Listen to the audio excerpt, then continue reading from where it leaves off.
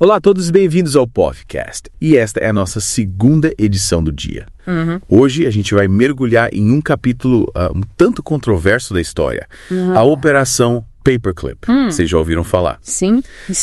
Bom, para quem não conhece, basicamente, após a Segunda Guerra Mundial, os Estados Unidos recrutaram cientistas nazistas. Alguns, inclusive, acusados de crimes de guerra, olha só. É, um dilema, e tanto, né? Os Estados Unidos, no final da guerra, se viram nesse impasse.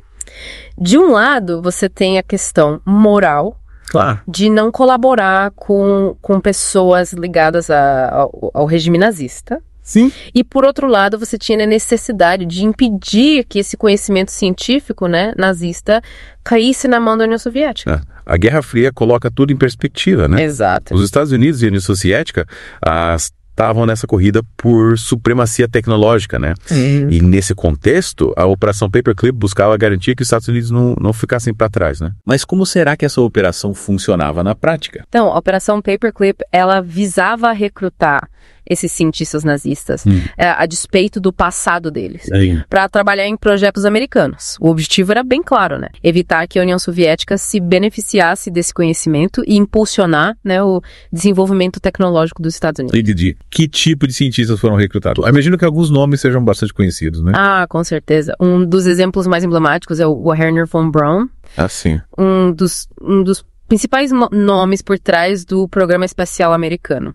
Só que o Von Braun, ele supervisionou a produção dos foguetes V2, usando mão de obra escrava no campo de concentração de Mittelbau-Dora, um local de trabalhos forçados e de muito sofrimento.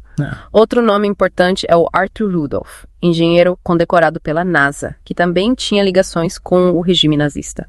É impressionante como essa operação coloca a gente diante de um paradoxo, né? Usar o conhecimento de pessoas ligadas a crimes tão terríveis para impulsionar o progresso. Como é que o governo americano lidou com essa questão do passado desses cientistas? Tentaram esconder essa informação do público. Sim, houve um esforço para encobrir o passado desses cientistas. Documentos oficiais foram alterados para minimizar, né, ou omitir as ligações com o regime nazista. Ao invés de criminosos de guerra, eles foram apresentados, né, ao público americano como mentes brilhantes, essenciais para o avanço científico e tecnológico do país. Então, enquanto os Estados Unidos condenavam as atrocidades nazistas publicamente, os bastidores eles estavam utilizando o conhecimento daqueles que as cometeram. Exato. Uma tremenda contradição. Essa hipocrisia é um dos pontos mais criticados da Operação Paperclip, né? Sim. Autoras como Annie Jacobson, que se aprofundaram no tema, apontam essa contradição, mostrando como os Estados Unidos se beneficiaram do conhecimento de indivíduos que, ao mesmo tempo, eles condenavam. Mas além das questões éticas, será que havia também preocupações práticas em relação a esses cientistas? Afinal, muitos deles foram formados num ambiente permeado por ideologias racistas autoritárias. Sem dúvida. A integração desses cientistas na sociedade americana, né, em projetos estratégicos, levantava preocupações sobre a influência dessas ideologias. Era um risco, né, a possibilidade que essas ideologias contaminassem, né, projetos científicos, decisões importantes.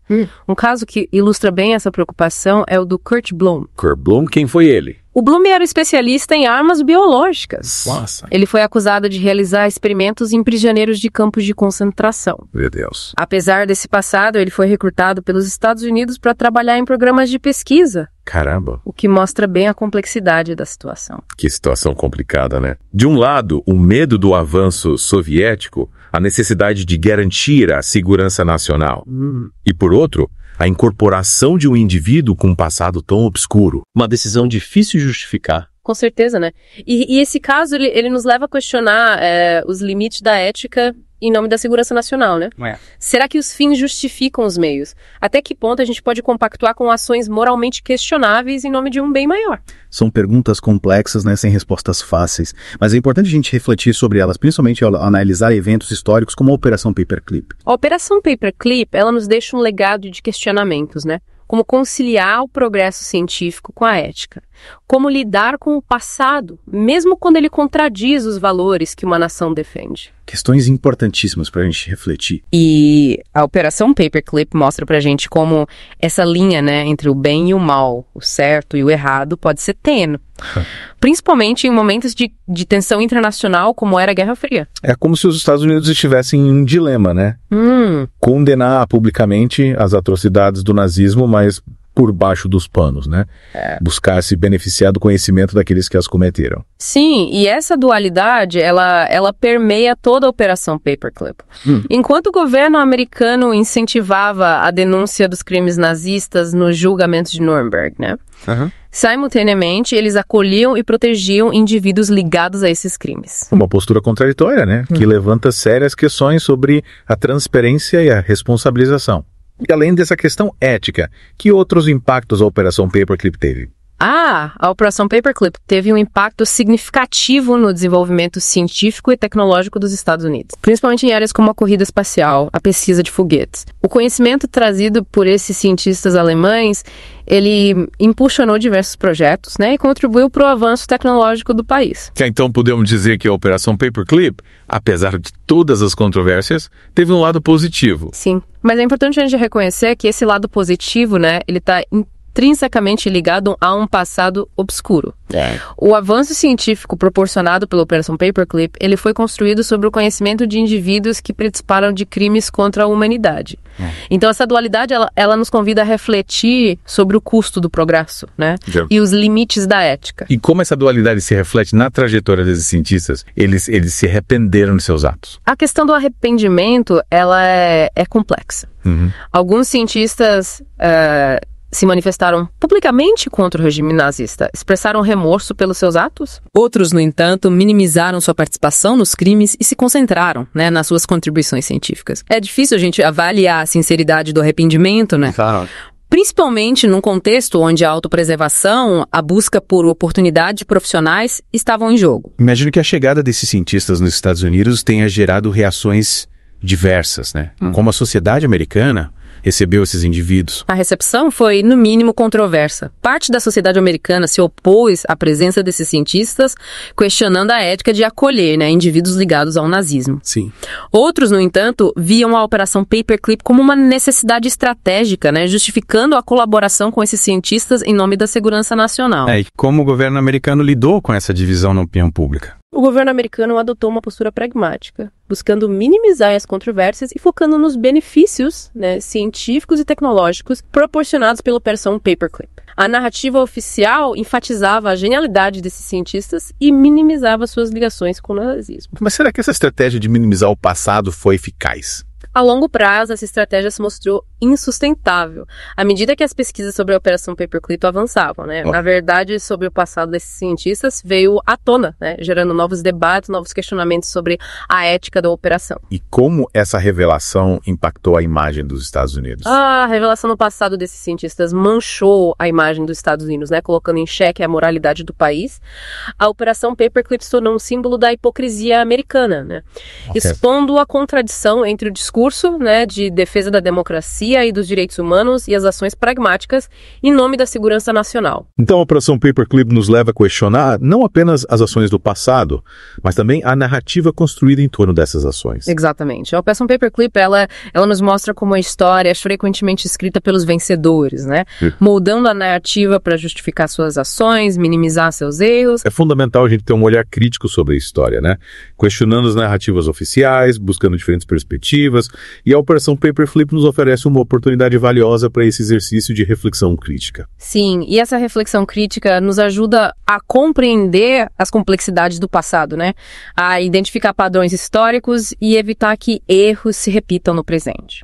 A Operação Paperclip é um lembrete de que a busca pelo progresso científico e tecnológico não pode se dar às custas da ética e da moralidade. É importante a gente lembrar, né, que a Operação Paperclip não se limita ao passado.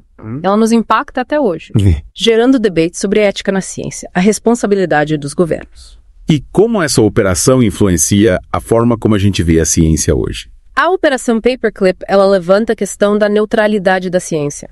Será que a gente consegue separar o conhecimento científico do seu contexto histórico?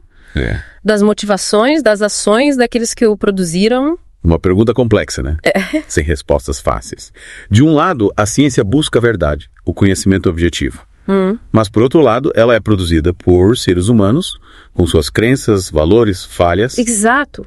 E a Operação Paperclip ilustra bem essa dualidade. O conhecimento trazido por esses cientistas nazistas contribuiu para avanços em diversas áreas. Sem dúvida. Mas essa contribuição, ela está manchada pela origem desse conhecimento. Pela ligação com o regime que cometeu crimes hediondos.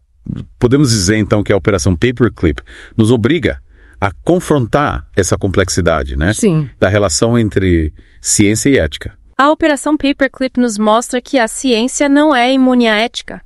A busca pelo conhecimento científico, ela deve ser guiada por princípios éticos. Sim. Por uma preocupação com o bem-estar da humanidade. E que lições a gente pode tirar da Operação Paperclip para o presente? A Operação Paperclip nos alerta para a importância da gente ter um olhar crítico sobre o desenvolvimento científico.